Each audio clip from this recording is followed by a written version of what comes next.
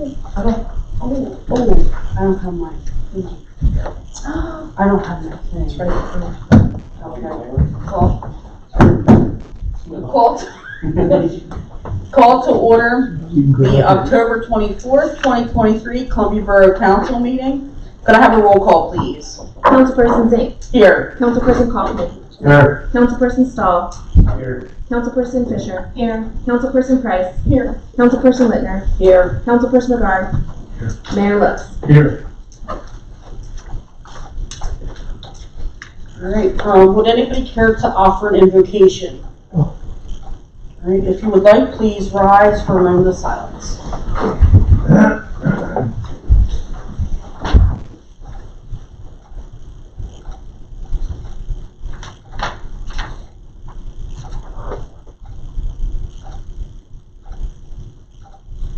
Eric, would you like to lead us in pledge? I pledge allegiance to the flag of the United States of America, and to the republic for which it stands, one nation, under God, indivisible, with liberty and justice for all.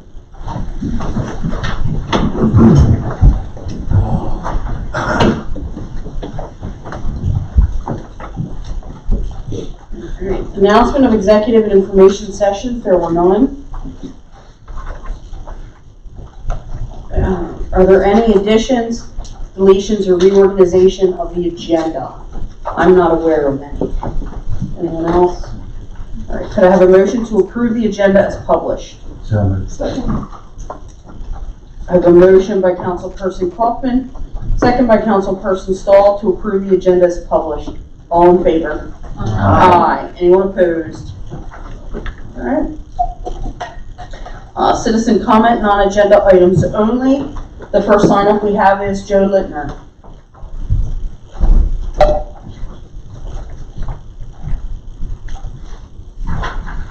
Joe Littner, 500 Chestnut Street. Does anyone know, will there be a tax hike for 2024? There's nothing proposed at this point, no. Oh, Do you have any insight into what the numbers tell you? I mean, we have a few more weeks until another budget meeting. I would think you'd have some insight.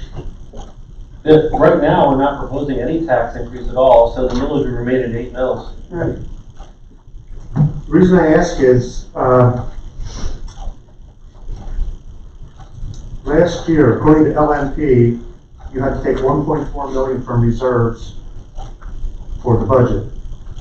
And I believe you only had $600,000 left at that point. And I believe Council President Heather said there's no magic pot of money. You also talked about paying off the municipal bond, a 16-year plan, approximately $700,000 a year. For 16 years, you have to raise taxes 1.5 mils. Whatever happened to that? Did that just go away? Did we find a magical pot of money? I don't know. So, no magical pot of money. We've just been doing the best we can to not spend everything that is budgeted. So even though there is money in the budget to spend down the reserves, that's just a placeholder if needed. Right. For the last 2 years, we've never needed it, so we've never tapped into that reserve money. So if we continue on this path of trying to be as fiscally responsible as we can during the year and not spend all the money, we will continue to not need to withdraw funds from the reserve fund. So you can definitively say there won't be a tax hike Not for until, 2024? not until the No, budget is budget's finalized. adopted, but at this When will the point, budget be finalized? The plan is to vote to adopt the budget, the first voting meeting in December. So that's only a month away. Right. Maybe 5 weeks. Right. That's why I was asking, you don't have any insight from the present numbers. We just got all of the final numbers from the county and insurance and everything else. Council has not had a second chance to look at the general fund, and we have not made any decisions on the items that were presented to us at the last meeting. So there's no way we can make any definitive decision without council having seen those final numbers. Okay, thank you. The next sign up we have is Frank Daltrick.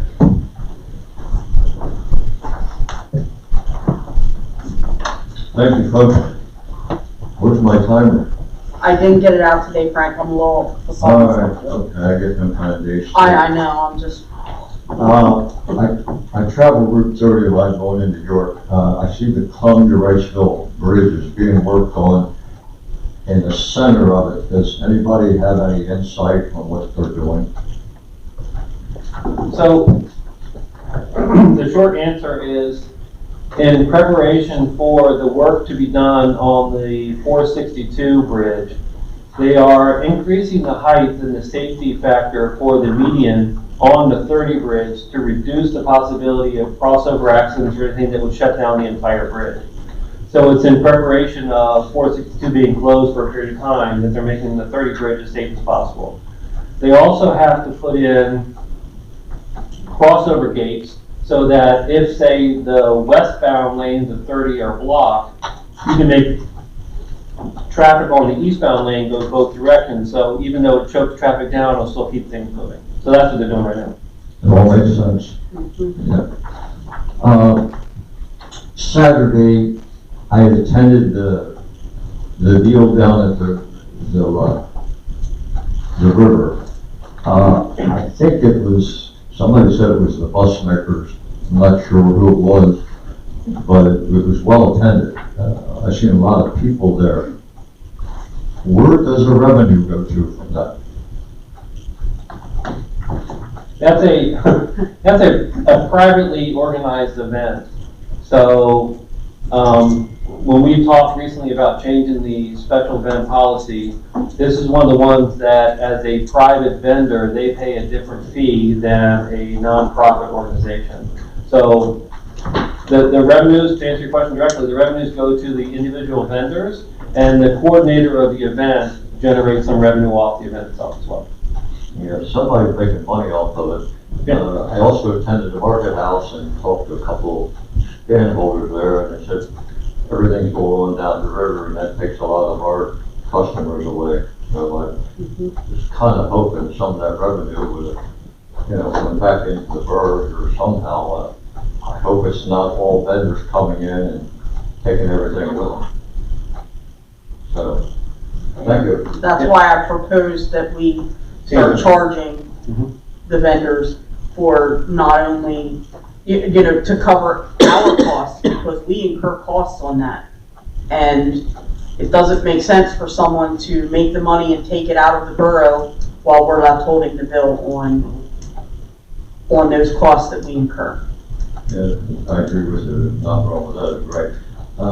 Does anybody know what kind of money it generates for them?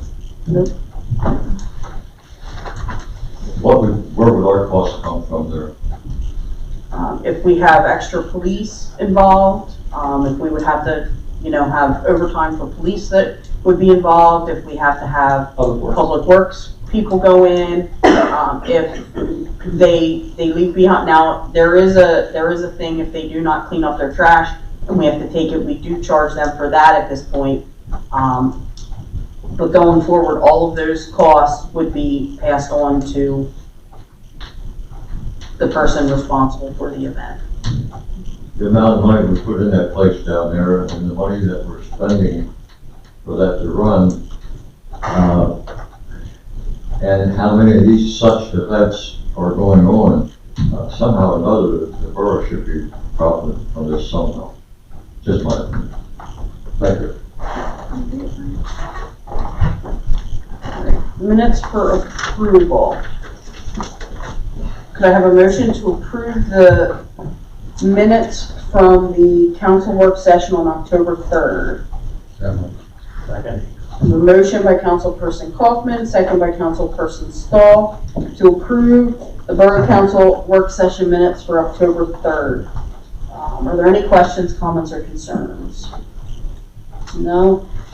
Then I have a motion by Councilperson Kaufman, second by Councilperson Stahl, to approve the Borough Council work session minutes for October 3rd, 2023. All in favor? Aye. Aye. Anyone opposed? Next, could I have a motion to approve the Borough Council regular meeting minutes for October 10th, 2023? Second. A motion by Councilperson Kaufman, second by Councilperson Stahl, to approve the Borough Council meeting minutes from October 10th, 2023. I had one thing that I saw needed changed in these, and I had forwarded that. So I would like to have the record reflect a change in these minutes. It is number, where is it?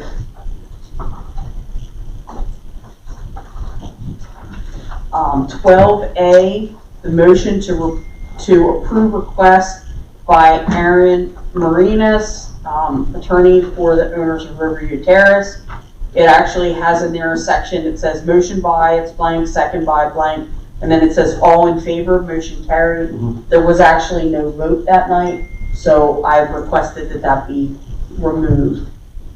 Are you okay with Yes, that, Peter? No. Did anyone else have any questions, comments, or concerns?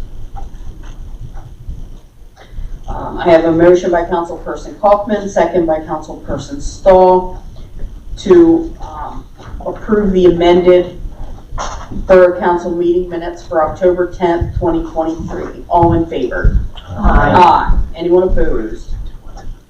All right. Presentation and acceptance of reports. I would like to acknowledge the finance report from September 2023. And I would also like to acknowledge the solicitor's lien report. I believe the lien report was sent later.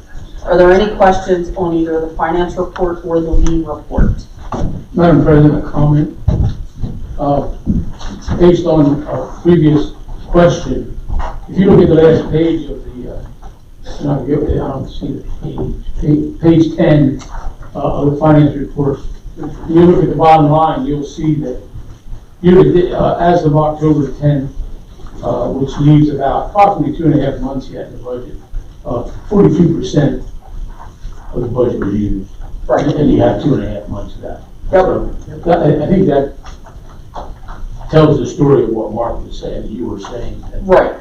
the borough has been very frugal in minding the store over the past year. Yep. Yeah, and if you look on page 1 of the revenue report, you can actually see at this point the amount that would be budgeted to come from reserves is only $1,057,000 as opposed to the 1.4 that it initially was. So, I mean, even there, it's decreasing, but I have no doubt it'll be lower than that once we get to the end. May I ask a question then about page 6 under revenue? Page 6. Because it does say 6 million some year-to-date revenue, is that correct? And then we used about 45% on this. But then when we look on the other part there under expenditures, year-to-date is like 10 million. So that's all the funds together too. So make sure. You see what I'm saying there? That's all the funds together. And that's a 42% used, is that correct? Mhm. Okay. All right, thank No, you. so, okay, no, wait a minute, the column you want to be looking at is on the expense report on page 10 is the net, which is like 1, 2, 3, fourth column, 7,000,005. Okay. Yeah, that's the total. The 10,000 is, oh no, I'm sorry, that's the budget amount. Sorry, scratch that. You were right, the 10 million is the right. So we've used, in expenditures, we've year-to-date expended over 10 million, is that correct? Across all On funds. all the funds, Okay. and about whatever it is of just the general fund, we have expended, what was it, 70%, Yeah, which is. about 6.7 million, and that was Yeah, all. 6.7. So we can't compare year-to-date what we've used versus year-to-date what we brought in. You can, Yeah, you have to go fund by fund, you're going to the very bottom, which is the Yeah, I sum was of all the wondering. funds. Right. So then So if you look at just the general fund, you can look at budgeted and year-to-date for Okay. just the general fund. All right. And that's the very top of, page 5. no, the very top of page 9 of the expenditures is the end of Fund 01. So we budgeted 9.7, we spent 6.7, which is about 70%. You see that? That's in line. That's at 2.5 months. You also gotta look, when you look at those numbers, you gotta look, there are some bills that are paid annually, Correct. Right. so that, you gotta watch that as the months go by. And then the revenue for Fund 01, the general fund, is at the top of page 5 of the revenues.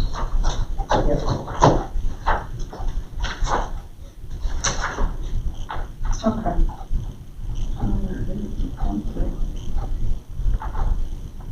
Are there any questions, comments, or concerns on the lien report or the finance reports?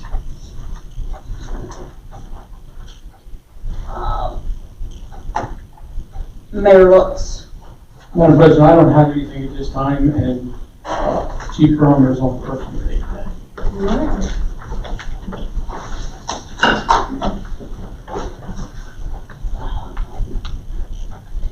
Next, action items. We have the request by Aaron Marinas Esquire, attorney for the former owners of Riverview Terrace, to reconsider the LERTA application for 132 Locust Street. No motion, Net will just, I would say let them give their Yeah. presentation, they've given a packet of information out, ask them to kind of explain where they are in their position, and then if council feels so inclined, you can take a motion again. First of all, thank you for letting us come here and continue this conversation about the Riverview Terrace apartments and the property tax and the LERTA program.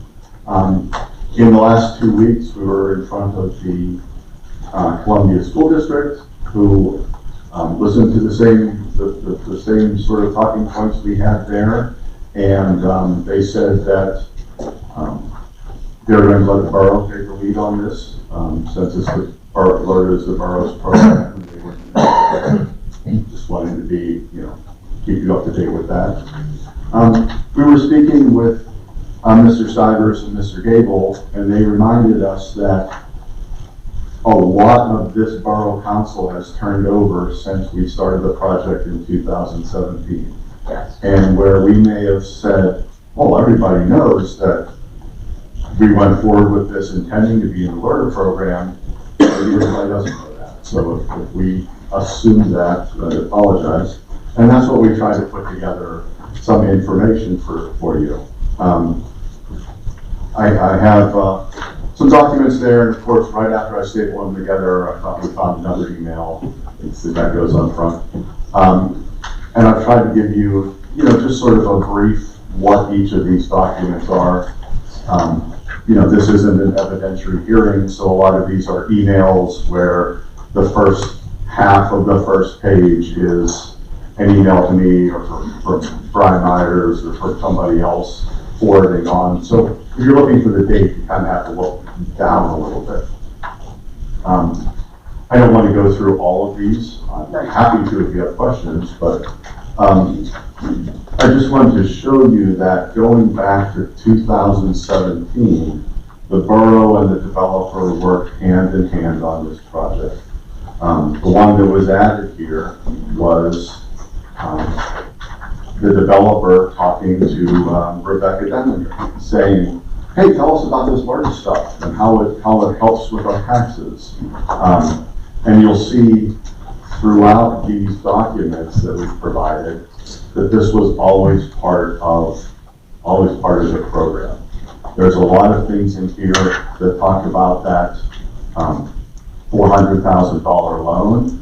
But when you look at them, I've tried to point out, there's things that say the $400,000 loan plus the 5-year tax abatement.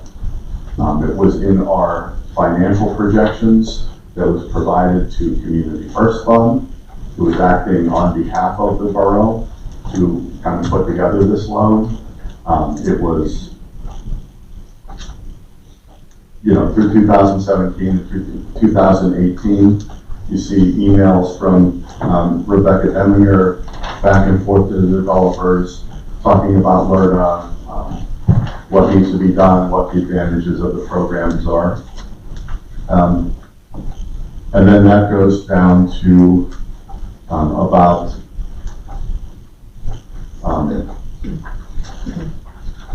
June of 2021. I have like document 910. And those are, I'm going to typify them as emails from the developers to Mark Stivers saying, hey, great, we're about ready to get done with, we have our financing in place, we're ready to go on this. Mark saying, great, come on in and work on this LRTA, finish this LRTA application. There's a copy of the application we actually sent.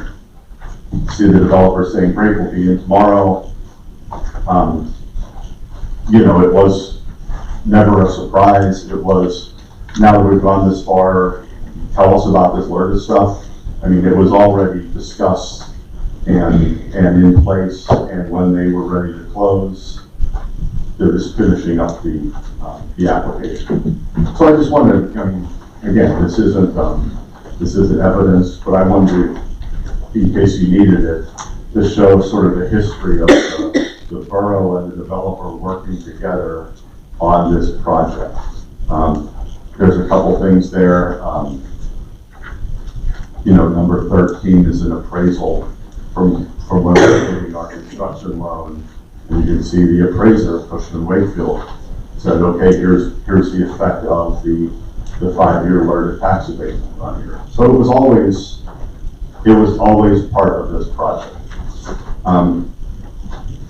And I suppose I'll go sort of right to the end here. The very last sheet, item 14, I would like to go over that with the council.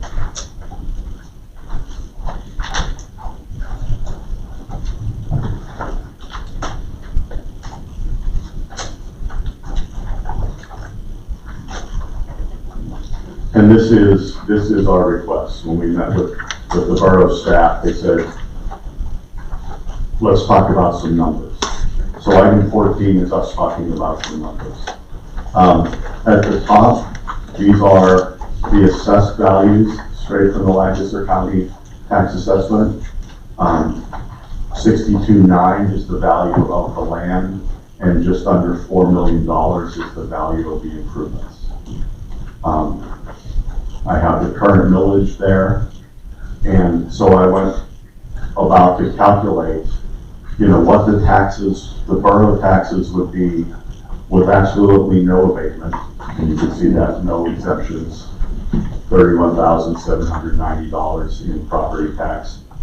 That's assuming no change in the millage rate, which is, all we can do right now is do it that way. The LRTA ordinance provided for tax abatements on the value of the improvements only. So all the new stuff doesn't get taxed for a period of time. And the ordinance in place provided for 100%, 100%, 100%, 50%, 50% abatements over the first 5 years. So I calculated that if we hadn't somehow made this mistake of following through with all the paperwork, the LRTA tax shows what the borough would receive in property taxes from this project. The first 3 years is 100% tax abatement on the improvements. So you only receive property tax based on the land value. The next 2 years you receive property taxes based on the land value plus the half of the assessed value of the improvements. And if I'm messing any of this up, just let me know. The last two, the last two columns on this piece of paper are our proposal, our request. As we were discussing this with Mr. Stivers and Mr. Gable, we talked that a lot of projects like this have two phases. One is the actual getting the money and getting the work done, and then the next is the paperwork to follow up. Well, we got the money, we got the work done, we built a great building there, and we didn't get the paperwork to follow up. And I hope you look through this thing and see that it's not, it wasn't intentional, it wasn't trying to put anything over. It was just a ball that got dropped at the very end of this project. And I realize that puts the council in a difficult position. It'd be great if all this paperwork got done, and we wouldn't have to have this conversation, and we know exactly what it was. So what we proposed is kind of splitting that LRTA tax savings in half. Instead of the 100% abatement, let's make it 50% abatement. You shouldn't be in a position to give everything up, but we're hoping that you can find a compromise with us to meet us halfway. And I've shown there what at a 50% abatement on these assessments, the tax for the first 3 years received by the borough would be a little over $16,000. Year 4 and year 5, there'd be 25% abatement on the improvements. So that's just under $24,000 in tax. And you can compare that to year 4 and 5 are a few $1,000s off of what you'd be if there were absolutely no tax abatement. So I'm hoping you see this as the developer and the borough continuing on this partnership that they've had since 2017, not asking you to give us everything, but to kind of meet us halfway. And that's the way that we've run this thing and the way we've developed this ever since the start. Brian, do you have anything to add to that, or if the board has any questions in general or about any of these documents? We'll answer every question you have. How many tax payments have you made? I don't believe we made any tax payments yet. This is the first year.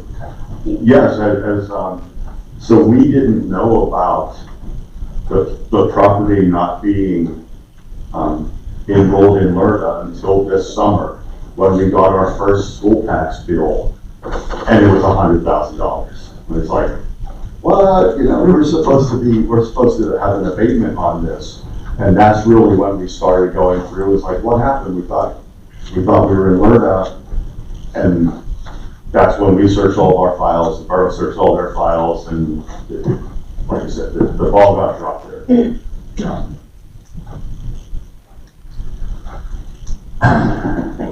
So this property is sold, It is sold, yes. and the tax abatement will actually go to the new owners. Yes, it would. Was that part of the sales contract? Yes, it is.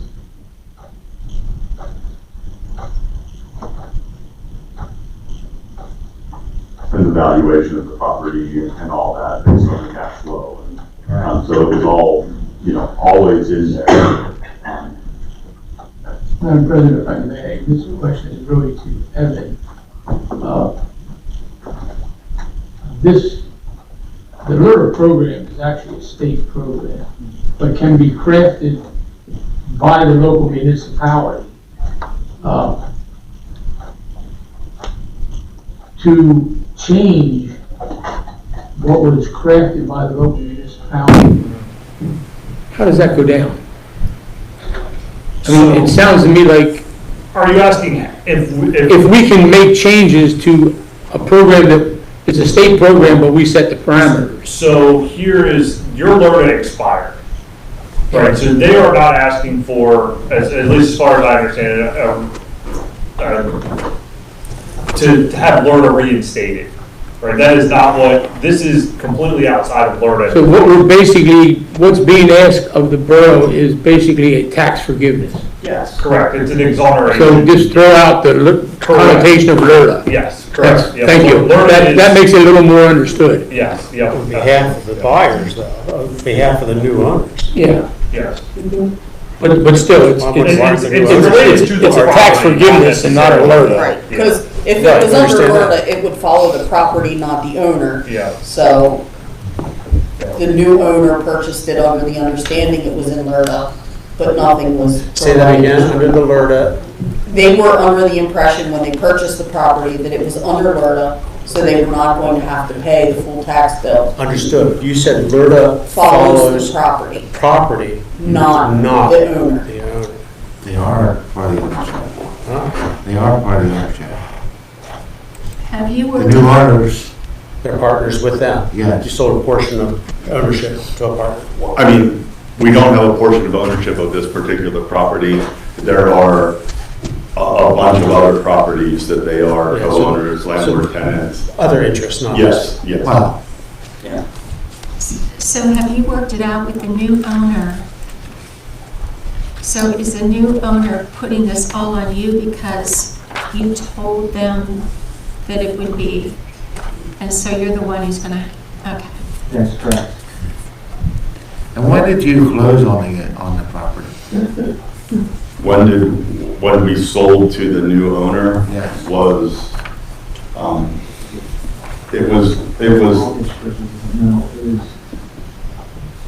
it was like 3 weeks before we got the tax notice. That's how I went. Yes.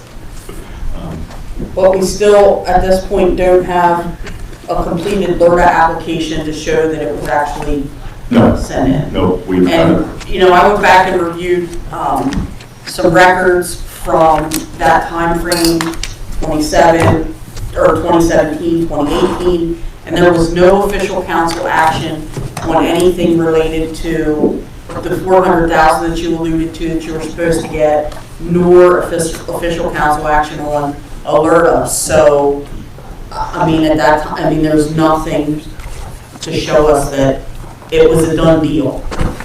May I ask what the 400, was that the revolving loan fund you were Yes. here Yes, it asking? Because I remember you being here asking for that money, but you were denied, is that correct? No, You didn't get it? no, we were approved. Oh, you were Yeah, approved? we have a commitment letter and everything. I believe October 16, 2017, we were in here. There could be some other ones too, but yeah, we were in here for quite a bit. Yeah, I know you were, because I was here for some of those meetings. I was not on council. Okay. But I was under the impression that there was only ever one recipient to that. Yes. That's, There was, There yeah. was. Another developer, yeah. we were We were approved. right at the edge before everything went down. oh, okay, and then that's how it happened. Yeah, That's- I had an email from Rebecca saying, hey, we're so excited this is going forward. We have 2 projects that are ready to go with this new program. The first one got it and we missed it by, I don't know, a couple weeks, I guess. I'm not sure where that cutoff went, but we were very close to. So you weren't really denied, but you didn't get the loan. Is that correct? We were approved. I just want to understand that. Thank you. Okay. The borough ended the program. Yes, Before. okay, I think gotcha. that's what- And there are, if you look in the packet that Attorney Marinas gave you, there are emails from Rebecca Denlinger that back that up, that they were literally on the precipice of Right. signing the agreement and everything. Right. We haven't been able to find any official action Right, that yeah. took place at a council meeting on Yeah, I that, couldn't which is find that surprising, but, you know, that's where, Yeah. they were absolutely promised by someone at the borough that money was coming before that program. Okay. Not officially by Yeah, council. exactly, yeah.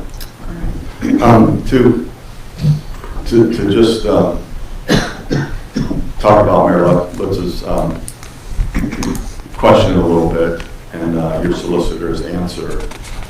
You know, I believe, and take his word for it because he's the one who paid, that the municipality is permitted to make an exoneration for cases of mistake or when, I can't remember what the word is, good faith requires or something like that. And so that's why we went together to put this packet together, so that not finalizing this LRTA application was a mistake. That everybody talked about it, it was planned that way, and you can see we worked with the borough for years and years and years through a couple setbacks, through COVID and everything like that. And the fact that it wasn't done was just a flat out mistake. And the borough has the discretion and the authority to to adjust property taxes in cases of mistake. So we're not asking for a whole new LRTA, we're just, an exoneration, a tax adjustment that you make for, for one of these kind of crazy situations. But am I understanding this correctly, that you were advised that you needed to submit more information with the application on multiple occasions, that we needed more to make sure that the LRTA would happen in your favor, and those things just never occurred? Is that true? Or was there no conversation between the borough and you saying that, hey, we need more information? So, we looked at our records and haven't found any email. It would have been great if there was an email or a letter, hey, 2 weeks ago, I thought you were coming down. Why, what's going on? Are you still interested? We don't have any of that. If you guys have any of that. But Mark said he spoke to somebody in person at the ribbon cutting, asking for some of these things. Sharon Steno had talked to one of you guys down there saying, Yeah, Benjamin does not recall, apparently it happened between Sharon and Benjamin, he does not recall having that conversation. Right, so I didn't hear it. There was a ribbon cutting, so there was a lot going on, so Right. it could be that you just, but it seems like a strange place for her to be saying, hey, we need these following documents, and there's no paper trail, so it's tricky, yeah. and I had spoken to Sharon Steno and Deb LeClaire. Deb remembers, saying, hey, here's the application, handed them a paper copy of the blank one to fill it out. They took it back with them. I think they typed it out instead on the electronic version they had. And Sharon never in any way communicated by email, here's the additional documents that we need. So I haven't found that we did that, but in all fairness, I say this, it's ultimately on the onus of the applicant is to make sure everything came in on time and right. So. Yeah, 100%. And I think we did follow up when we were asked by the bank for prior to the sale of the property, we were asked for the copy of the LRTA application. I think at that time we did communicate that we did not have a LRTA application. Now that was on our initiative, because we were trying to find it for the seller. We were like, what in the world? We don't have a copy of this. How do we not have a copy of this? So then we reached out to our lender. We thought maybe the lender had it. The lender said, shoot, we don't have a copy either. There actually is a signed copy of the LRTA application. Benjamin's filled it out and signed it and sent it through, and then President was going to, again, bring it in here and drop it off. I guess through the email chain, it looked like we needed a wet signature. And so, again, we do have that copy. That's what was submitted with the lender at the time, as far as like, hey, here's the signed application. There's an email chain right up to the moment of Preston dropping off the document here at the borough. We just, from that moment of handing the document in, we just don't understand or know what happened at that exact moment. And we don't have the copy that is stamped received, because every time these girls get something in here, they stamp it received. Interesting. As soon as they receive it, they mark it received. Okay. So we don't have one showing received either, No. because that would be our record that it was actually in our office. And the bottom half of that, of page 2 of the application, there's a section that the borough then completes and fills out and signs. And there's not a version of that application that, and I don't remember signing it, and Heather, you were on that form, you would have had to sign it as well. Right, I would have, And because you- I would have been here at that time. Yeah, so you and I never signed it, so it never got, the application itself never got fully executed. That's absolutely unquestionable, uncontroverted. That the borough never filled that out. So it's the borough's job to take it to the school district, and the borough's job to take it to the county. Right. And so that part didn't happen. Right. I didn't put the application in there in case you guys don't quite remember it. Man, it's a simple application. It is. There's a couple lines on it. Yeah, it is, it's just all the other attachments that make it Right. a booklet. Yeah, and a lot of that stuff the borough had, some of it, there's stuff for financial information and cash flow analysis, and there was cash flow from like 2018, but not current stuff, so, We could prove that all that stuff was submitted via email. I mean, the things that we submitted that we thought the borough had are in this packet, other than building permits and plans and all that stuff, so. Exhibit 9 and 10, there's communications with as far as the lender receiving that LERTA application. How did the financing go through without that being given to them? Given there was communication looking for a certified version of it. I am absolutely certain that we gave the lender a completed version of the application, the part that we completed. It doesn't seem like we gave it a fully completed application because Mark would have signed it and the presidency would have signed it, and that didn't happen. So they took a 3/4 completed LERTA application and checked the box off on their closing agenda. And that's the easiest explanation. Do they have a copy of that? No, because they asked you for whether you had a copy of it. Gotcha, so that's what this communication was, the lender asking the borough if we had Right, and I have certified copy. I have looked at the closing documents for that, and the LERTA application isn't even, there's 3 pages of documents for a $3.2 million construction loan. And that's not even on, LERTA application is even on the checklist. So it must have been something that somebody carried in their head, or a last minute change, or something like that. So, man, there's just a lot of things here, a lot of cracks for this to fall through. That if it would have said, LERTA application there, maybe someone would have stopped and said, hey, the borough hasn't signed this, you need to take it back. But, all of these opportunities to not finalize this. So We're all present here. another question regarding that. So what was the response? I could look at it again, but what was the response from the borough then to the lender? So this summer, when I think it was after, but it might have been right before the building was sold to the new owner, the bank asked the borough if they had it, and the borough said that they did not. Okay. And that's what this Exhibit 9 was? Give me a second. No, because that was from 2021. Yes, Exhibit 9 is from 2021. And like I said, I kind of oversimplified it as us saying, Mark, we're ready to go, and Mark saying, come on in and sign the application. And us saying, yeah, we're coming in, it's gonna be Benjamin, no, it's gonna be Preston.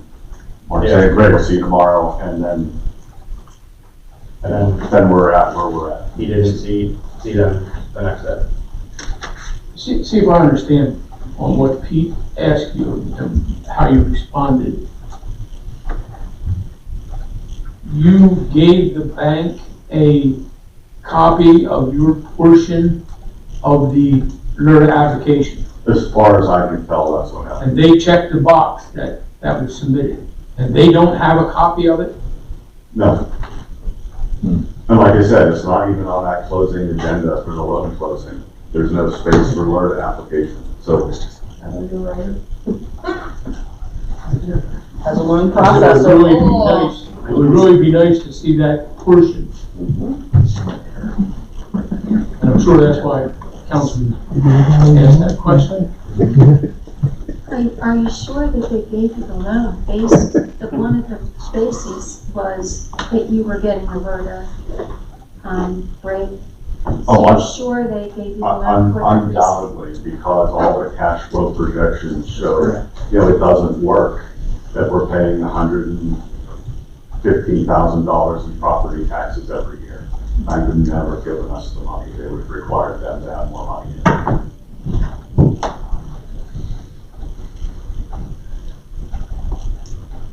Questions, Joanne?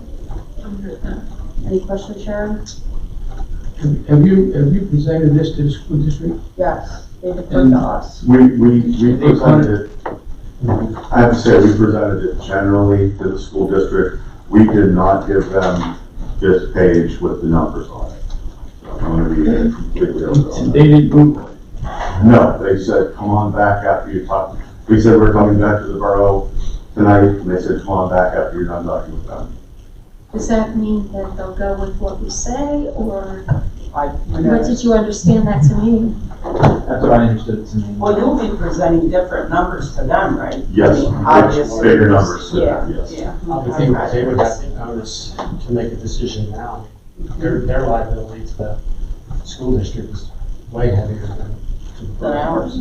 I would think that they would want to take that ball and run It's with it. 3 times the Yeah. size of ours. Eric, do you have any further questions? I would almost think you need to I check think I this would, out a little more. I think I would like to review this information here, go through this packet more. I'd like to see us talk to you after you take numbers to them to see what happens after that. I mean, this is the second time that it's come here now. Yeah. You know, we listened to them the first time. We, you know, the bottom line is we don't have Yeah, The proof what more? that, right, what more could we find? I mean, we've looked into it, we've, you know, staff has exhausted everything that they can, short of a completed LERTA application, there's not much more we can find, which we already know we're not gonna find, because So- we've looked for it. So I'll remind you that since you meet twice a month and the school board meets once a month, you'll have another meeting before the school board meeting. I don't think we can go back to this, if we go back to the school board without the borough council making a decision, the school board's gonna tell us the same answer. Well, we'll see what the borough does. But if you need to take time. We're gonna keep punting it back and forth, I mean, we heard all the arguments, and then who's to say next time they come back, they're not gonna have another big pack of papers that doesn't include the LERTA application. I don't know, I mean, that's just, I don't know how much more there is to consider. I mean, it was well presented. It's an uncomfortable problem. it sure is. It's a lot of money, but, I mean, I know, I was dealing with that much money, I'd be making sure that everything was double, triple, quadruple checked. I don't mind waiting for you.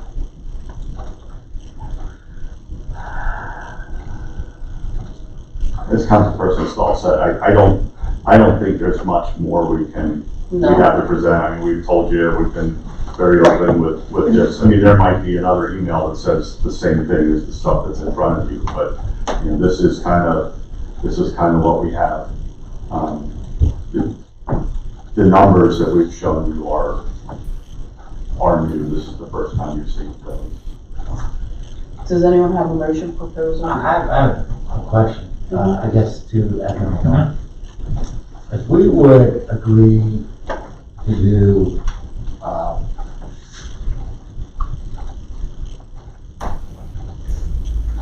a lower tax form, does the school have to follow along? They do not. No. In fact, I mean, that's, So the only way they would have to follow along is if we agree to lower it and they agree to lower it. Yeah, we can agree and they cannot. They can agree and we not, but I think the intent is they're not gonna make a decision until we have. Right, and if we would have to reinstate the LERTA, they don't have, still don't have to go. to us. I'm saying. Yeah. So they're independent actions, Mhm. but they are related also. Yeah, and the county's the same way, the county's the smallest slice of the Because pie. once the LERTA is in, if we approve it, all 3 bodies have to approve it, and if any of them deny it, it's denied. But we're not talking about going into the LERTA. Right. Yeah, We're just talking about a straight tax relief, tax abatement. I mean, your LERTA expired, I believe, in April 2022, so it's not like we're coming back here years later, Right. you know, months later, is bad enough, I think. Well, it was a little over a year later. Sorry, I'm just No, like, I'm no. very literal. I'm sorry. And I don't even think, if anybody's like, well, maybe we should reinstate the LERTA, I don't think we're eligible for it anyway, because there are time limits on when you're supposed to apply, either start construction or occupancy permit or things like that. And plus, you know, it did what it was supposed to do. You know, you went out, you gave these tax abatements, and you brought people in, and it worked. So why would you keep going back to that when you have that indicator there? So my problem is, we had the program in place. It is a great tool. You had everybody on board. You guys dropped the ball.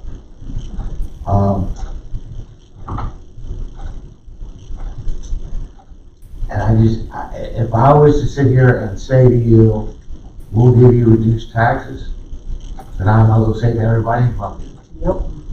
and I just can't do that. We can't do it with our budget. Budget broke tonight. So unless there was a reason to go a different way, I just can't see moving forward. 'Cause I can't just give a tax credit to somebody. Yeah, I agree with that. I mean, like I said before, there have been plenty of properties that were bought and flipped by other developers that we now have homeowners moving into that are finding out the property was reassessed and their tax bills are doubling, from what they were. We could have a steady stream of people in here every meeting asking for tax forgiveness or tax abatement because they didn't realize their property taxes were gonna increase that much after they bought a flipped property. But as I, respectfully, as I mentioned last time I was here, this isn't that. This was, we jumped in here in 2016 with the borough side by side. Rebecca Denninger approached us, saying, hey, here's this LRTA, you guys interested in it? Tell me about it. We planned for it. We did everything but sign a piece of I paper. get that, but the only email I see in here that really stands out is an email from Rebecca saying, hey, you must get this LRTA form in when you apply for a permit. So, not only did you have permits for a period of time, but then you built the place. Then you sold it. And you never got the information. Your business. And the property sat for how long as a hole in the ground when the borough was trying to get something done when it was a hazard and, you know, we had to pool the security for it to get that remediated, so. I mean, we had to go and find another $400,000 to make up the hole. I mean, this is a And I get it, complicated project. I get it. Does anyone have a motion or? No. Just Frank? I mean, we technically don't have a motion yet, so, but I'll let you comment.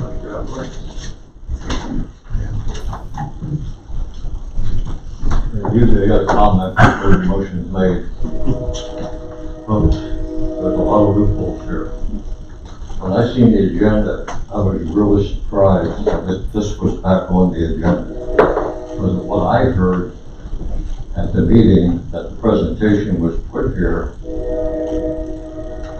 the court of law would probably let these people out of here. They don't have the information. Bottom line is, present the information and we'll probably act or do something for you.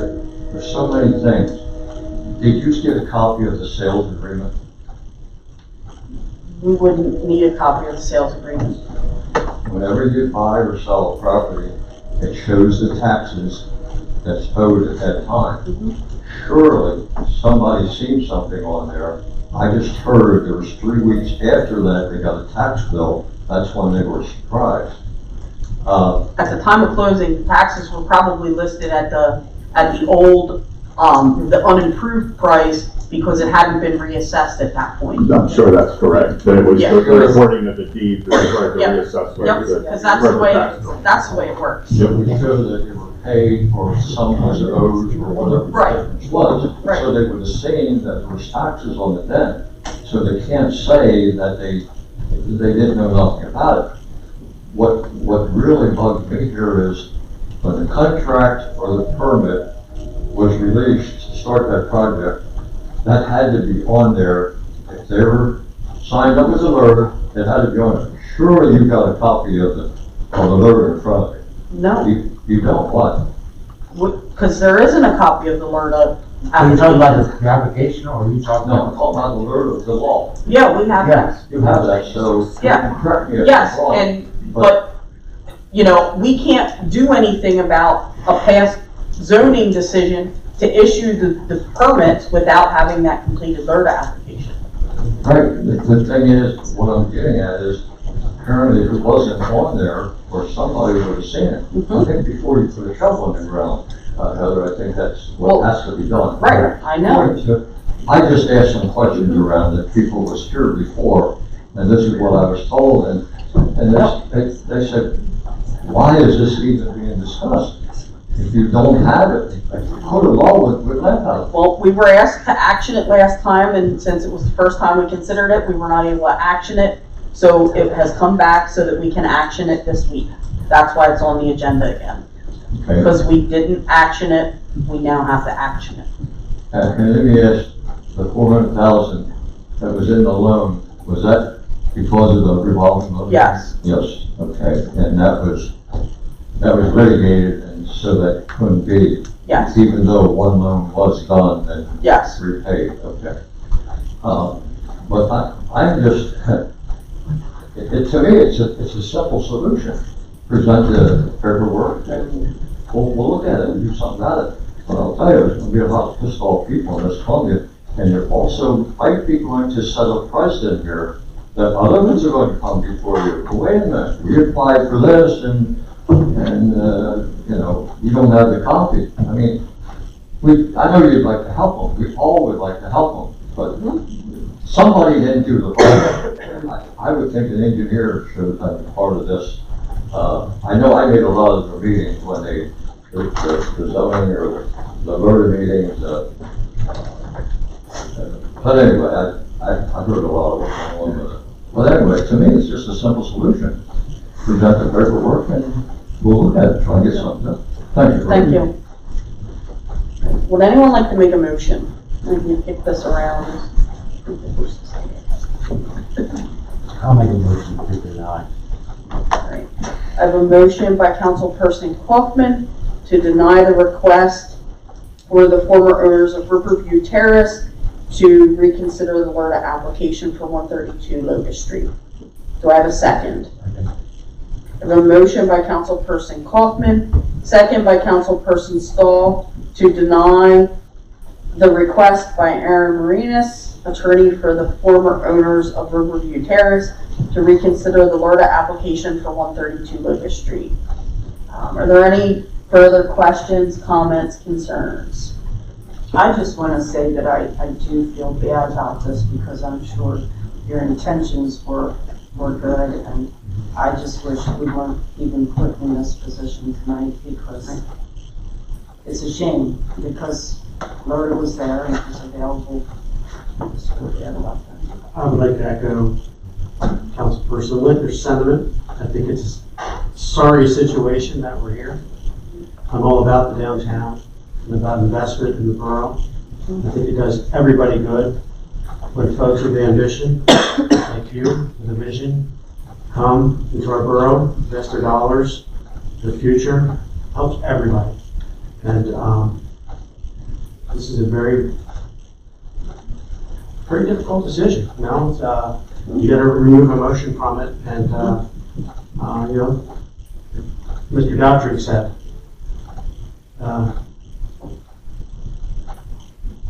It's cut and dry. it's pretty clear, you know. And I would like to say, I don't know much about this revolving loan, but it bothers me that someone from our borough, that we gave you your word, we gave you our word, that this was gonna happen. And then it was reneged upon, and I just think, I'm not sure how that whole thing works, but it speaks to me of a lack of integrity on our part.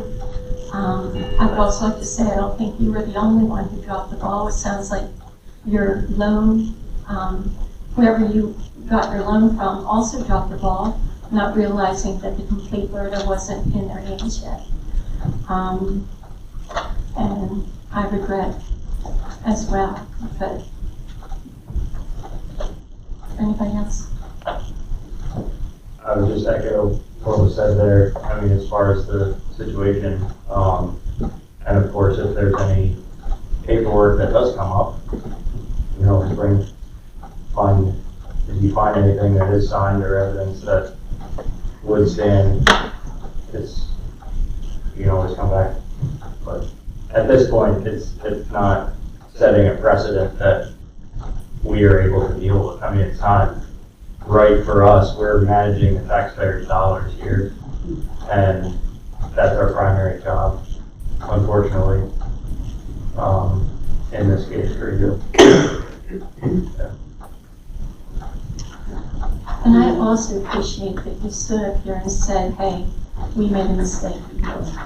Instead of trying to hide it. And I also appreciate the fact that you were willing to offer 50-50. All right, last call. See nothing else, I have a motion by Councilperson Kaufman, second by Councilperson Stahl, to deny the request by Aaron Marinas, attorney for the former owners of Riverview Terrace, to reconsider the LERTA application for 132 Locust Street. All in favor? Aye. Anyone opposed? Very sorry. Kind of, yeah. Next, consider the request from the Merchants Association. Do I have a motion to approve the request from the Merchants Association to place red hearts on the light poles downtown for Valentine's Day celebration called Hearts on Locust? I'd like to make the motion. All right. Do I have a second? I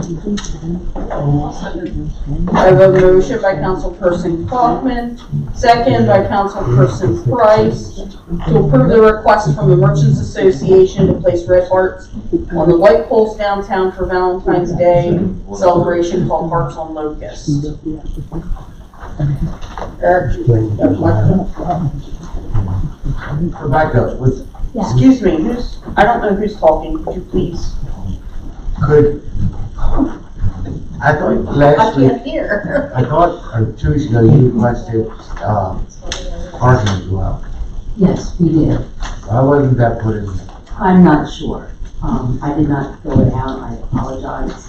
But we did last week, I did when I was in last time, request for some additional parking.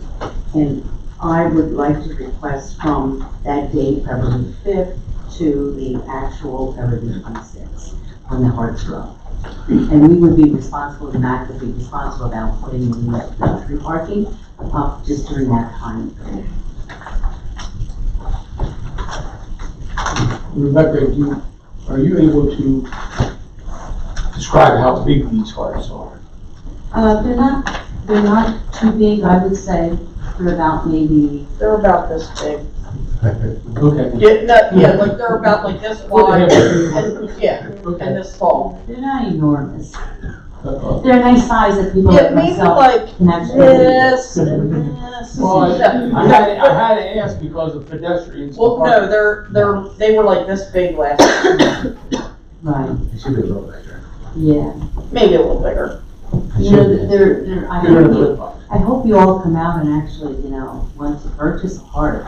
I mean, it is a time of, love in the air. So, please come out and, purchase one. Expound on that. Yes, Purchase a heart. yes, $20. $20 all The hearts you're gonna put up, people can purchase they can purchase. and put something on it. Yes. They have like last time they had 3 slogans. I love you. Yeah. Okay.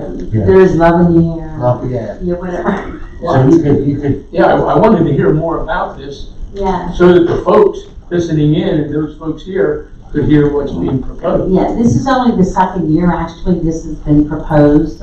It went very well last year, when it was proposed and actually executed. So, it's a good, fundraiser for the Merchants Association to continue with our events that we do share on Good Fridays. If I can say something really quick when you guys are finished, let me know. So I'd like to amend my motion to also include no parking February 5th, Friday, Saturday, 12th, Friday, Saturday, 26th, Friday, Saturday. Could we also amend the application? So we have that paper trail Yes. on the application. I think Pam can help you fix that up. Thank you. Just a thought, you could approve the placing of the hearts on the poles, and under a separate action, approve the parking forgiveness as a separate thing, because they're not necessarily tied together. I think one is permission to use the public right of way for this event. The other one is like we've done in the past, is to do the parking. If you do it as two separate actions, then you'll have to amend. Then you don't have to do that. And then you can just do it as two separate. I would prefer that, because I'm not in favor of the extended free, Yeah, I don't want to tie the two together and have the it free parking. Right, okay.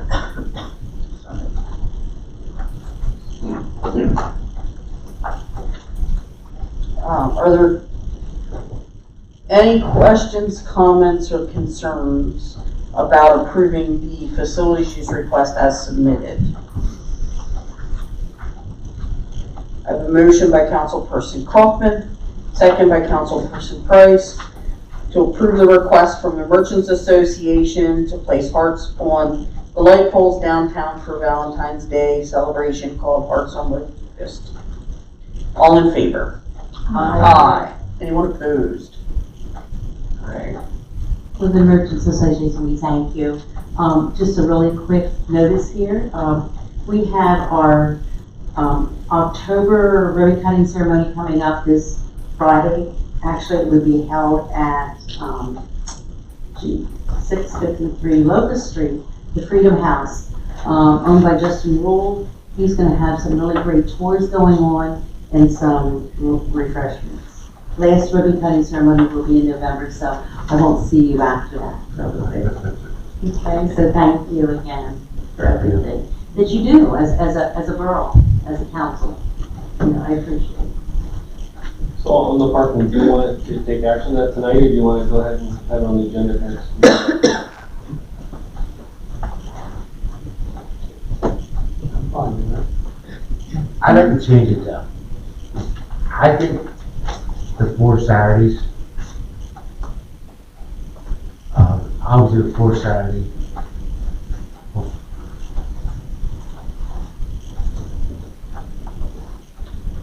So then we'll have 4 Saturdays of free parking, or 5 Saturdays of free parking. No, 6, because it's like November, I think it's 6 Saturdays. 6. And then we'll have the paid parking for 4 weeks, and then free parking for 4 more weeks. Just Saturdays. Just Saturdays, I mean, Yeah. but yeah. Yeah, I'll make that motion. February 6th, 13th, 20th, 27th. So in February of 24, the Saturdays are 3, 10, 17, and the 24th. Oh, I'm looking at January, sorry about that. Well, and I mean, the hearts aren't even going up till February 5th, so why would we do the free parking on the 3rd? That makes sense, 10, 17, 24. 24 would be the 4th Friday. Yeah, I mean, I'm only thinking parking on a Saturday in February during those dates. I'm not even, we weren't even talking about. Our current motion is for the 10th, the 17th, and the 24th. Okay. All right, I have a motion by Councilperson Kaufman to give free parking Saturday, February 10th, 17th, and 24th, 2024. Do I have a second?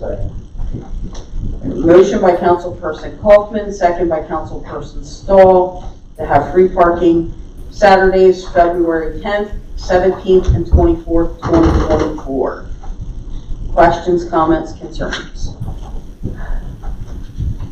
All right, seeing none, I have motion by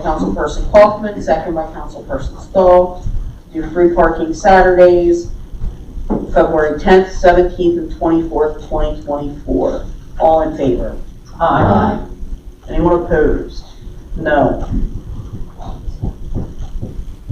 Heather, how will I know that that's free parking? The Merchants Association will put sign bags over there. They Well, it have says signs. free parking. Yes. Yeah. It says free parking, I believe. Yep. So, just to be clear, there's two ways. It'll be, Chief Romer figured out last time we did this, it was easier to put a sign up for the entire time saying free parking on these dates than to bag and unbag and bag and unbag the meters, for Saturdays only. Secondly, those who use the Park Mobile app, we will program into the app on those days. So if you pull up and you pull the app up, it will say, free parking this day, no fee charged. Right. Next, could I have a motion to approve the bill payments? I move. I have a motion by Councilperson Kaufman, second by Councilperson Price, to approve the bill payments. Are there questions, comments, or concerns on this? Question on page 1. Why would we have a refund on this in? I'm just, because it didn't It happen. was a due payment. Oh. Was it?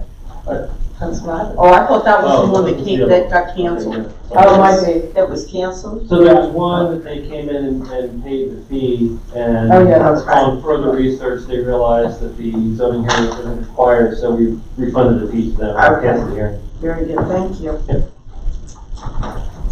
Are there any other questions, comments, or concerns on the bill payments? All right, I have a motion by Councilperson Kaufman, second by Councilperson Price to approve the bill payments. All in favor? Aye. Anyone opposed? Great. New business, discussion regarding existing liens for properties located at 1115 and 1120 Lancaster Avenue. The property owner was notified that we would be discussing this evening.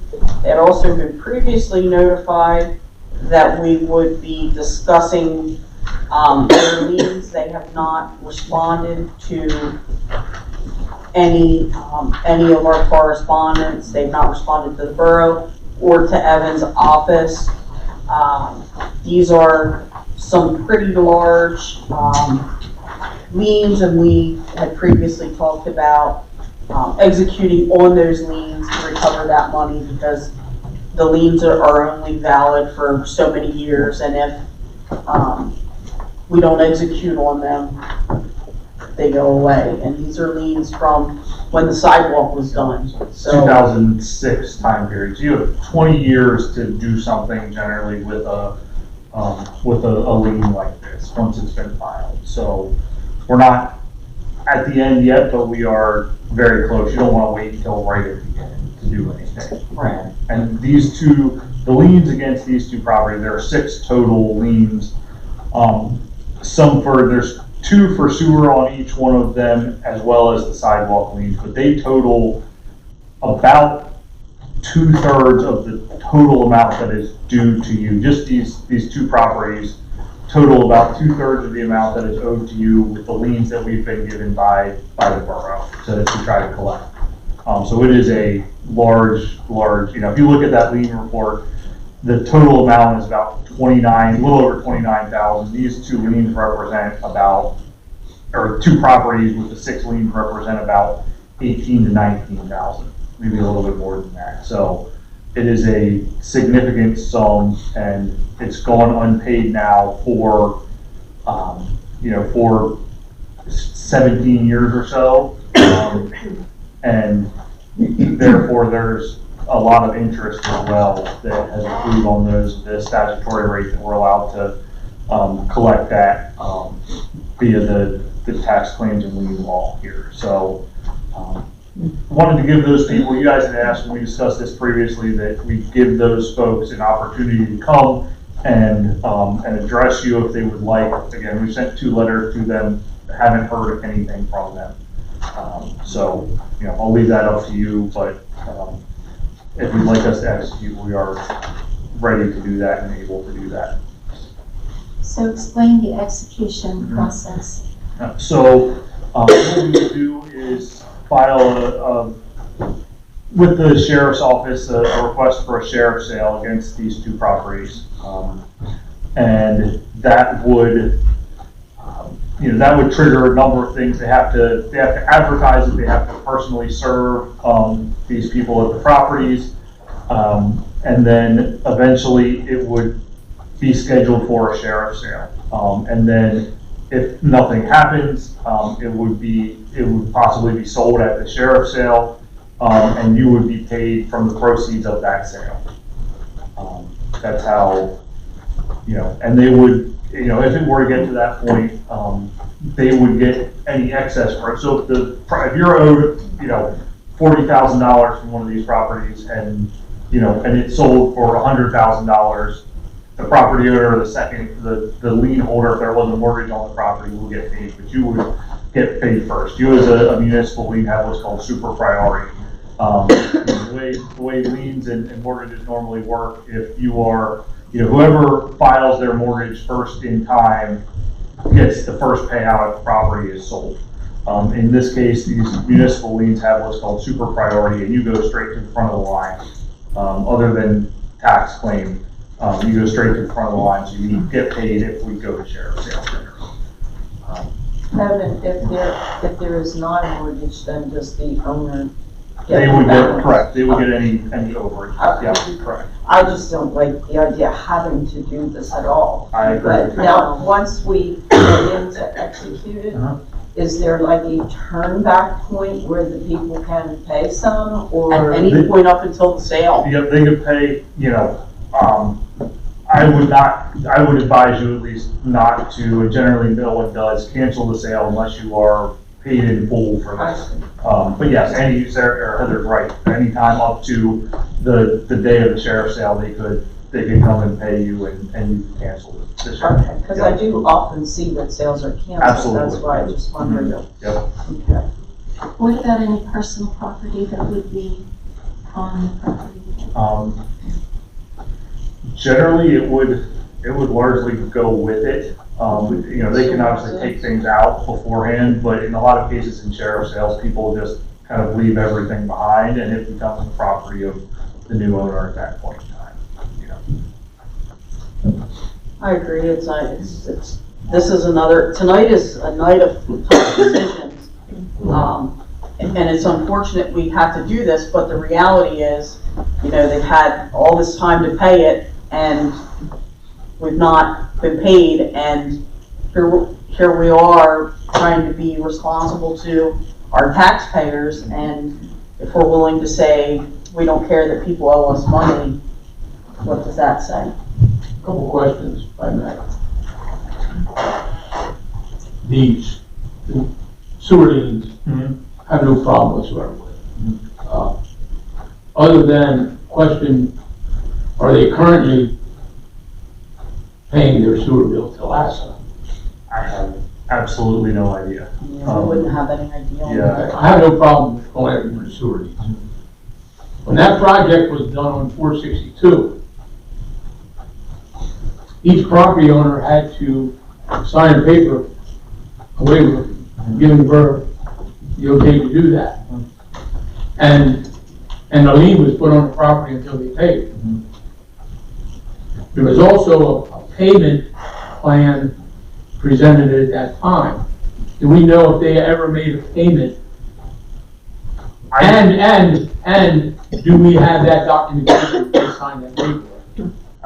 You have everything. Yeah, I would have to go back and check. I do believe that we do have that paperwork, and as far as I remember, they never made a payment on that payment plan. Yeah, because that was one of the things we tasked you with when we turned over this whole lien thing, was you need to look through everything that we have and verify the deed, because there were actually some on here that were not good, that have been taken care of, and everything else. Well, yeah, it's vitally important that the documentation's there, that they signed that agreement and agreed, allowing their property to meet. Yep. Right, that payment. Yep.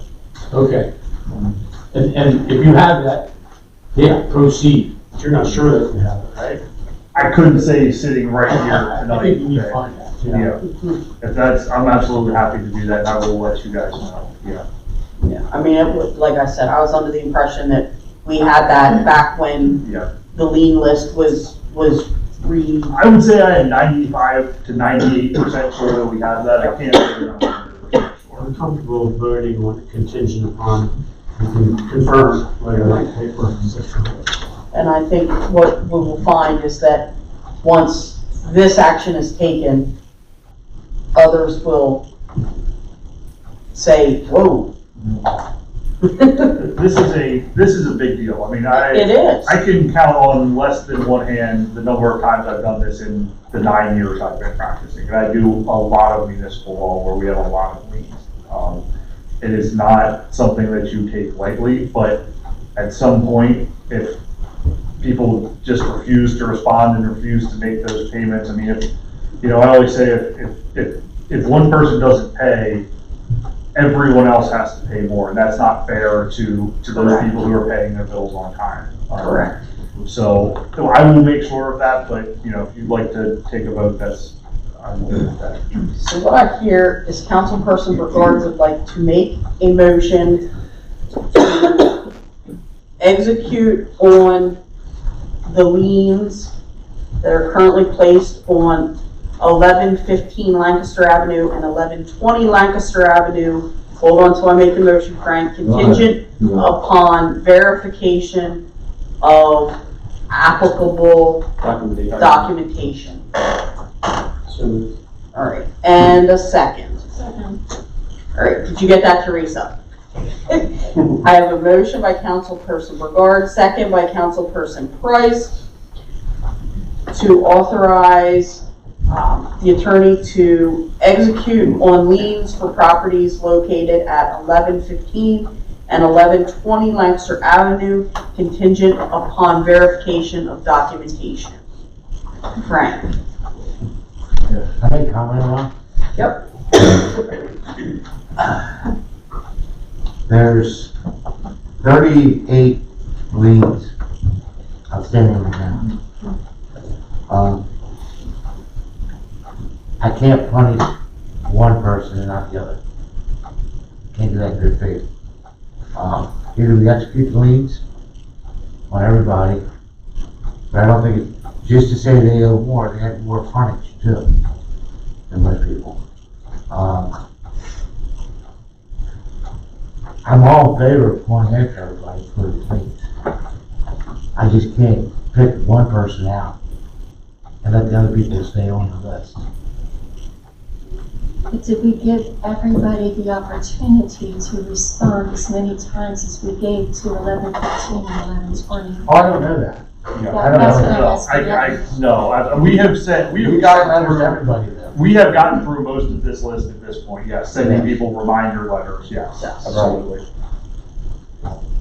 My thing is you're punishing one person while letting other people, you're not punishing, Well, we're not. you're holding them accountable. You're making a motion not to execute on anybody else in the future. We're just talking about executing on these. Yeah.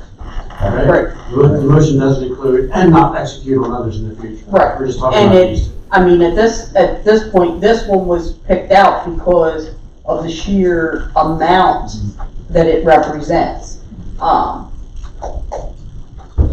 Because executing on these, it can be a It's costly expensive. endeavor. I mean, if we were to execute on some of these liens, you have a couple of liens that are a couple $100 or so.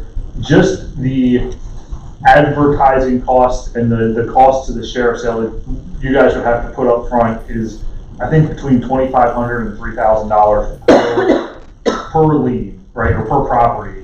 And that would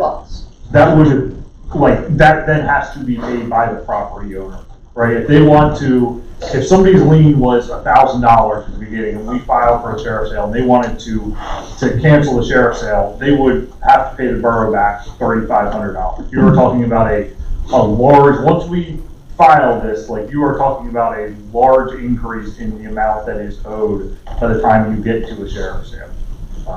With the letter included that information. And you let them know, absolutely, yeah, the letters that we have, yeah. I don't disagree.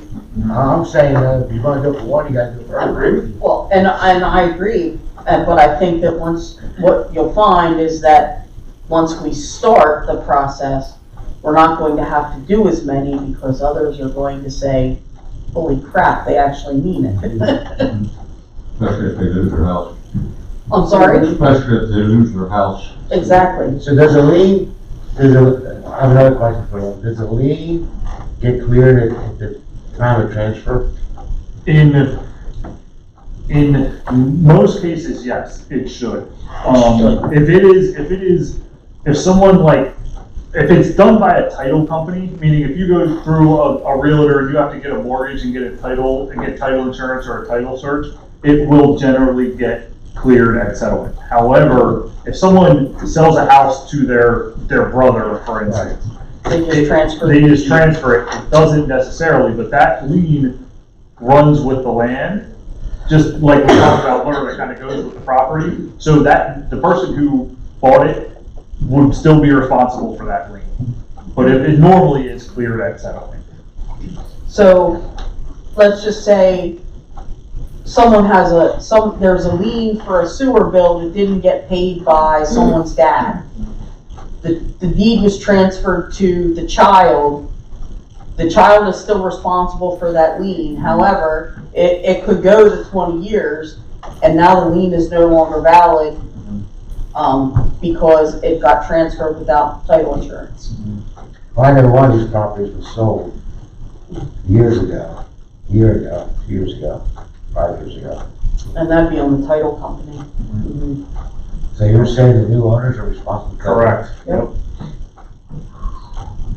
We have had a couple of those that we have discovered. I'll tell you that over the last year and a half or whatever we've been doing this. We have definitely discovered more than one or two that have where a new owner owns the property and we were never paid and the lien wasn't satisfied. Now, because of the flurry of real estate activity in the last couple of years, this list has become significantly smaller. It's slowed down a lot in the last 6 months. Yep, for but the sure. last 6 months or so, it has not. So, Why was that not called a settlement? I can't tell you that, because sometimes there isn't a settlement. That's what normally if you have a structured real estate settlement where you go to the bank and get a loan and you have to have title insurance and you go to the real estate office or your attorney's office to have the settlement, it almost always gets paid from that. But if a dad transfers the deed to their child, just a deed transfer, a lot of times it doesn't. That's what I think was happening a lot here. But that doesn't mean that the next person is not responsible for that lien still. Okay, back in the day, when we got a sewer bill, and went over 30-some days, you had an interest charge with that. Is this all compounded on this, the bills you're talking about? yes. Yeah, It's I mean, compounding all so the time. the total amounts of the liens are about $18,000 on these two properties. Total, yes. With the interest over the last 17 years at the statutory rate, which is 6%, the number that was in the letters, I believe, is right around $40,000. It is a significant sum of money. It is not small. Yeah. Thank you. Yep. Questions, comments, concerns? Again, like you said, Sharon, hate to be in that situation, but I know, but, I have a motion by Councilperson Brigard, second by Councilperson Price, to execute on the liens for properties at 1115 and 1120 Lancaster Avenue, contingent upon verification of applicable documentation. All in favor? Aye. Anyone opposed? Alright. Next, could I have a motion to adopt resolution 2023-28, appointing Barbara Fisher to the Parks and Recreation Advisory Board? Second. I have a motion by Councilperson Kaufman, second by Councilperson Price, to adopt Resolution 2023-28 to appoint Barbara Fisher to the Parks and Recreation Advisory Board. All in favor? Aye. Anyone opposed? Next, could I have a motion to adopt Resolution 2023-29 to appoint Eric Kaufman to the Parks and Recreation Advisory Board? You cannot motion this, Eric. So moved. I have a motion by Councilperson Fisher, second by Councilperson Lintner, to adopt Resolution 2023-29, appointing Eric Kaufman to the Parks and Recreation Advisory Board. All in favor? Aye. Anyone opposed? And could I have a motion to adopt Resolution 2023-30 to authorize staff to recycle borough equipment? Second. I have a motion by Councilperson Stahl, second by Councilperson Price, to adopt Resolution 2023-30, authorizing staff to recycle borough equipment. This is pretty standard for when things are disposed of after their time. Is there any questions, comments, or concerns on this? Just in looking at that list, is it possible to donate any of that equipment? Like, do we Yeah, have to we can. decide? Once authorized by council, how we remove it from the premises, we can, and we've done that before, we've donated computers, monitors, etc. Yeah. I will say that all the equipment that I have on that list is not functioning. Yeah, and say if they work, I would glad to, I'm not gonna get something broken. Okay. Are there any questions, comments, or concerns on this list? All right, I have a motion by Councilperson Stahl, second by Councilperson Price, to adopt Resolution 2023-30, authorizing staff to recycle borough equipment. All in favor? Aye. Anyone opposed? All right, I staff. have a question Yep. on the B and C there. Yes. Just as to, can you explain some of the thoughts or reasoning behind? Oh, yeah, they're going to go on so we have more of a quorum so the Parks and Recreation Board can actually meet and make decisions. Until we get decided what we're going to do, with that board, but we need more bodies if we're gonna actually get decisions made. So how many are on it now that we appointed them? This will bring it to 5. This will bring it up to 5, Okay. yes.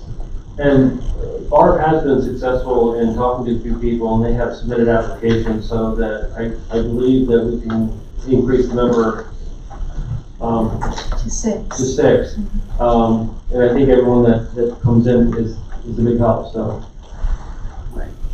Yeah, so, we're trying. It's not for lack of trying. All right, Solicitor Gable. I do not have anything additional to add at this point. All right. Secretary Stivers. Thank you. A couple of big notices to let you guys know. Tammy and I received some shocking news last week, and that is that one of the main partners at Sager Swisher has resigned. And as a result of that resignation, Sager Swisher has made the decision to drop all of their public sector clients. So they are no longer doing municipal audits, and we are now in the process of looking for new auditors. I think actually that's a good idea, because they've been ours for a long time. Maybe it is time for fresh eyes. And that's worked out. Sure. And so we are in the process now of seeking proposals from different firms, and we'll bring forward a proposal to you. There are several municipalities here in Lancaster County that are in the same position we are. I don't disagree. It's often good to reevaluate. We did just reappoint them not too long ago as our auditors, so this is a chance to get a new fresh look and new eyes on our accounts. But it is, unfortunately, it's really bad timing for this. It's going to be tough to find somebody now and get them up to speed for an audit for this year's book stuff. But we're all on it. Especially when we may not be their only municipality that's new. Yeah, right. But we're in the process now of soliciting proposals from firms, so we'll hopefully get something to you as soon as we can. Tammy, just thinking, I don't know where the going rate is, but should we increase our line item in the budget for that, or maybe we should think about that? We can think about it, but I know from what Alyssa told me, and she said plan on it being double or triple. Because it's about 16 a year, right?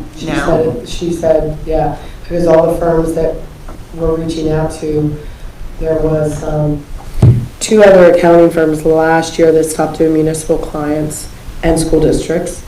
And then now Sager Swisher's going off the table, and some other biggies like that are out there like Parkale and ones people would have heard of, they're not taking new clients. So we have 4 that we sent out to, and they're fairly large accounting firms. So that's what you have to be prepared for. With the bigger accounting firms comes a bigger price tag. Let's increase our line item just to be on the safe side. Yeah, I'll do that. I mean, it's still gonna end up coming more than that. Well, right, but at least that way we're prepared and we're Yeah, not, no, I agree. we don't end up quadruple Right, right. behind the 8 ball. Yes. As a follow-up to some recent discussions, the position for the zoning compliance officer has been now posted. We hope to start receiving applications soon, and I will tell you, this is a difficult position to fill. I know other municipalities are looking for people like this too, so I don't know how long it's going to take for us to get the right person. And as was said at the last meeting, this is not just to get a warm body in a spot. I think we have to find the right person and do this. It's a very important position, so we'll keep looking. Had several meetings with PennDOT recently regarding the 462 and He's trying to help me with the water. yeah. The 46230 bridge projects. Derek and I had a phone call with them. We had a meeting on site. With the change in scope, there's going to be change in the technique of the work that needs to be done. So they're out looking at the space they may need to stage to do the new work. This is all theoretical at this point. They're just trying to do as much homework as they can to get ready. What they did tell us though is that they are going to start some interim repair work on the bridge now, because their intent remains to have the bridge stay open until such time as they're ready to begin the major reconstruction phase. So they are going to be doing some interim repairs just to keep the bridge functional until the time that they're ready to start this bigger project. Those of you who don't know, things will be a little crazy this Thursday. Just a reminder that the Mardi Gras parade, the Halloween parade, is this Thursday night. There will be some road closures and some diversions around town. Just be aware of that, and I hope as many people can come downtown and actually enjoy the festivities. Looking for, once again, another great event in town. We had 2 really good events with the Owl Twitch Festival and the Bust. Both of them were very successful events, and it's just encouraging to see the number of people who come downtown and maybe for the first time have come down, and talking to some of the businesses, they saw a real spike on those 2 Saturdays in business downtown as well. So it's one of those things that it does benefit us to have these events and hold these events, because it benefits our merchants downtown.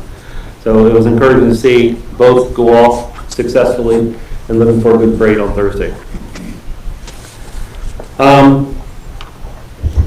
In discussions with regards to the budget, we would like to hold the next budget discussion during the November workshop meeting on November 9th, Thursday, November 9th.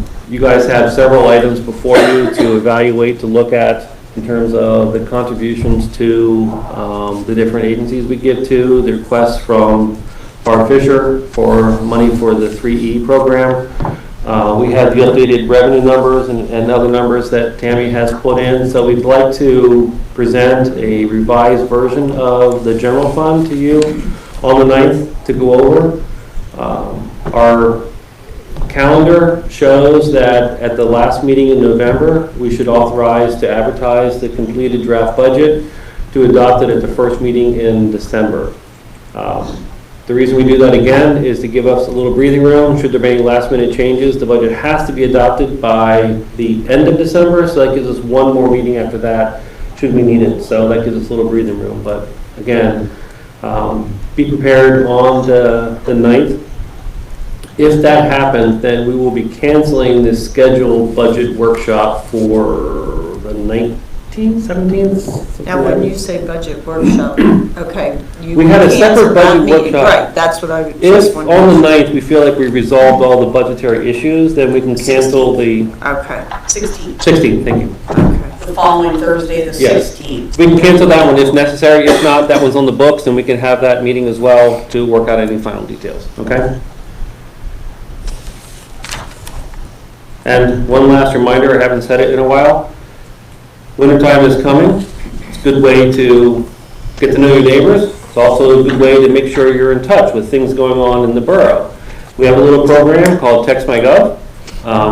It's a great way to stay in touch and stay informed on things that are going on and ask questions if you use the right number to to get information about the borough. So again, we're encouraging people to sign up. The more people sign up, the more effective that tool is. And last note, got a last minute email from the Housing and Redevelopment Authority that the Lancaster Authority hosted the Pennsylvania Conference for redevelopment authorities across the state. And one of the events was a mobile tour, and they picked Columbia to come to show off the effectiveness of a redevelopment authority. So I was able to meet them out there this morning. They came to the Market House, Heather joined us. Chris amazingly was held to about a 10-minute presentation. I think it was like 5. Yeah, so it was close. He did great. But it was a real blessing for them to say, hey, here, let's go to a community where this partnership works really well.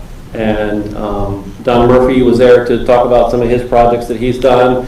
They walked around downtown. They looked at some of the land bank properties. They looked at the Market House because that did receive CDBG funding as part of the funding source for that. So it was just exciting to see Columbia highlighted on a statewide tour of redevelopment authorities. So anyway, that's all I have. Thank you. Boards, commissions, and committees. In your packet, you will see the approved minutes for the Civil Service Commission. Borough Council comments. Councilperson Stahl. Councilperson Price. I have a couple things. I wanted to know, Evan, I didn't hear, did we sell the properties? Did we settle by the end of September, the ones we were trying to settle on, or not? We had, are you talking about the wastewater plant? I guess so. There was We have not, because there were some issues that we are working to resolve right now regarding the railroad crossing down there. Oh, okay. So we've got, there were some issues that were brought up by the potential buyer's title company. Actually, I guess, no, the EDC's title company. And so we're working through those right now to try to get that resolved. I don't think it'll be a problem, but we're still working through that. And I do sort of remember that being discussed at one point, I just forget. Mm-hmm. But I just was thinking that one of these was to be settled by the end of September, Yes. and I just didn't hear any more, so. I thought we were, it just came up kind of at the last minute, so we're working on it. Thank you. Yep. And I was wondering if anyone knows the status on the SMART grant with the drone people they submitted about, or they asked the borough to partner with them about a year ago, last fall. And I think they were given a year and a half or something to get that. Did they submit for that yet? Or? So the grant was submitted last year and it was denied. We got a long list of why they didn't accept ours. The biggest comment was they felt like it was too broad and they wanted it narrowed down to deal with some specific issues. So the grant has been resubmitted in this round with a tighter scope. The scope this time, instead of focusing on just using drones long distance, it focused on the medical delivery of emergency supplies, specifically focused on using drones to deliver AED units to remote areas that can get there faster than an ambulance or a first response team could get there. This has been very successful in other areas, in other countries, and we thought that, this is a great first step. As a result of this change in tact, UPMC and Penn State Health both signed on to put their full support behind this because they see the value of this as a life-saving measure. There's been many reports, and that's why you see AEDs everywhere now, that the faster you can get that to somebody and get it applied, the higher chance of them surviving a cardiac situation. So we feel like it's a strong application. It's back in now, and we should hear sometime early next year. Thank you. Also, one other thing. A resident contacted me this week and asked me to report that there was some incident at Maple Park that apparently he was involved in with some young people. He said it was filed to the police, but he wants to know if we can get better cameras for Maple Park. And so what he wrote to me, I won't share every word of it, but basically the bottom line is he thinks we need better cameras down there. So I know we're getting a grant, but I didn't know if the grant would pay for any cameras, so. That's part of the reconstruction of Maple Park. Okay, very good. Thank you. Thanks. That's all I have. Councilperson Bolton? I have two quick comments. October is Domestic Violence Awareness Month, and our community has not been untouched by domestic violence, and very tragically, on Saturday at the Market House, there's going to be a representative from Domestic Violence Services, which is a program of CAP. So just encourage those who want information just to go down and check that out. And the other thing, just general information, yesterday a recruitment, job, and education fair was held at the Market House, and we had quite a good turnout. There were, I think, 21 businesses set up there, and we had I would say between 50 and 65 job seekers going through the place. I met people from Columbia, people from Lancaster, people from Wrightsville, and I even met people from Sudan looking for a job in Africa. So just want to let you guys know about that. I would say it was 50% more successful than the one we had in the spring. So the next one that we have, I hope will be even more successful. Yeah, general reminder, for borough-related communications, text your Gov, not just my Gov, but your Gov. It's our Gov, text our Gov. The text my Gov. As well as, there's several different portals for communication that we use.